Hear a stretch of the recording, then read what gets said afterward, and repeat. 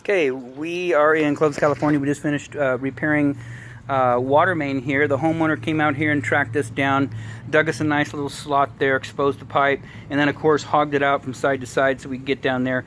He had located where it was leaking, sent us a picture. We came out and just did the repair. So all we've done, we like to stay with solvent pipe, you know, primer and glue and fittings. We don't like to use the gasketed couplers or the dresser couplings in here for repairs because you're gonna have the same problem later on. So right here what we've got is the line had actually rolled down. The trench is not dug at an exact 45-degree angle, and so they had two 45s down there.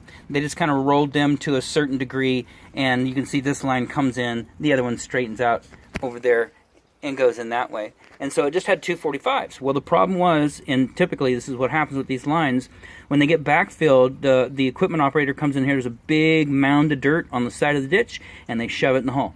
And it drops down onto the PVC, and it's fine for sometimes years and years and years go by. But it stresses the fittings. Usually where you've got the turn on the 90s, or if you had a 45 degree in this case, it stresses that pipe, and over a period of time it begins to separate, and then finally it cracks and sprays. So they caught it in time. Everything's good. No large root systems from the surrounding trees. They've got some huge trees behind us, and nothing's over here, so it's in good shape.